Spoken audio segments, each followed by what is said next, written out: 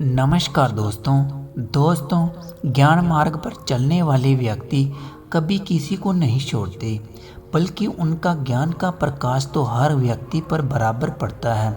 आइए जानते हैं एक सवाल का जवाब जो आजकल लोग बुद्ध को लेकर करते रहते हैं कि बुद्ध ने अपने परिवार को क्यों छोड़ा। शुरू करते हैं आज की प्रेरणादायक कहानी। बुद्ध ने अपने परिवार को क्यों छोड़ा।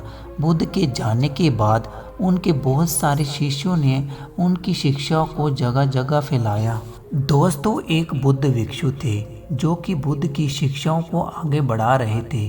वह भी बुद्ध की तरह लोगों को ज्ञान दिया करते थे। एक व्यक्ति बड़ी जिज्ञासा के साथ उनके पास मिलने के लिए आया और बोला, मैं बुद्ध को बहुत मानता हूँ, उस नाते तो आप भी मेरे गुरु हुए। बुद्ध के ज्ञान से पूरी दुनिया प्रभावित है, लेकिन मैं एक गृहस्थ हूँ और एक गृहस्थ होने के नाते मेरे मन में हमेशा एक सवाल उठता है।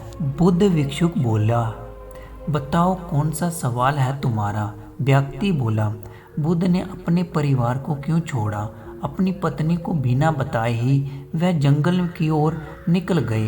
क्या उनके मन में अपने परिवार के लिए तनिक भी प्रेम नहीं था। बुद्ध भिक्षुक बोले, प्रेम के कारण ही तो उन्होंने अपना घर छोड़ा था। व्यक्ति बोला, गुरुजी, पर प्रेम के कारण घर बसाते हैं, प्रेम के कारण घर छोड़ते नहीं हैं। बुद्ध भिक्षु बोले, बुद्ध के पास बड़ा राजमहल था, सुंदर पत्नी थी, एक पुत्र था, लेकिन इतना ऐशो आराम होने के बाद भी वह दुखी थे। सुंदर पलंग पे उनको नींद नहीं आती थी। प्रजा के दिए गए आदर सत्कार से उनका मन नहीं खुश था। पत्नी की सुंदरता और आकर्षक भी उन्हें नहीं बांध पाए। बेटे का मोह भी उन्हें नहीं रास आया। जिस ऐशो आराम के लिए दुनिया पागल हो रही है, बुद्ध उसी ऐशो आराम को पाकर खुद पागल हो रहे थे, क्योंकि उन्हें पता था कि इन सबसे ऊपर भी कोई चीज़ है जो उन्हें हमेशा के लिए आनंद दे सकती है, और वो थी वैराग्य। व्यक्ति बोला, हाँ, ये तो बड़े आश्चर्य की बात है कि किसी मनुष्य को ऐशो आराम, धन दौलत का भला क्यों दुख होने लगे, लेकिन फिर भी नैतिकता तो ये कहती है कि उन्हें अपनी पत्नी और बेटे को नहीं छोड़ना चाहिए था। बुद्ध भिक्षु बोले, ज्ञान नैतिकता से बहुत ऊपर की चीज़ है, लेकिन दुनिया को सिर्फ ये पता है कि बुद्ध सब कुछ छोड़ के चले गए थे, लेकिन जब उन्हें ज्ञान की प्राप्ति हो गई थी वह वापस लौटे थे, क्योंकि वह चाहते थे वह ज्ञान उन्हें परिवार तक भी पहुँचे। इसीलिए आगे चलकर उनकी पत्नी और पुत्र भी उनके शिष्य बन गए थे। जो ऊंचाई उन्हें मिली थी उस तक उन्होंने अपने परिवार और लोगों को पहुंचाया था। ये प्रेम का सबसे ऊंचा रूप है जो किसी को ज्ञान तक ले जाता है।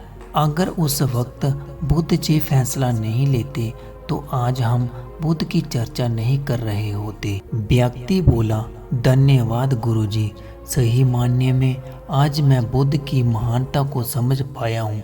बुद्ध ने वह मार्ग चुना जो संसारिक मनुष्य के लिए बहुत मुश्किल है।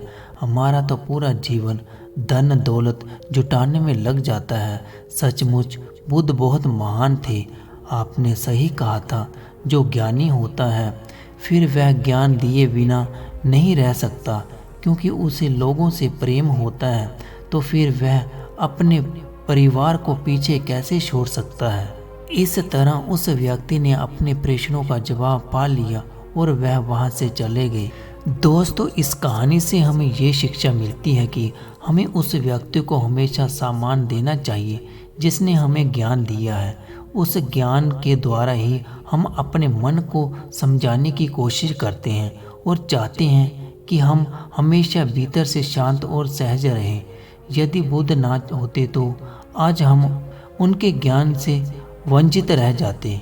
दोस्तों, हम उम्मीद करते हैं कि आपको हमारा मोटिवेशनल स्पीच पसंद आया होगा।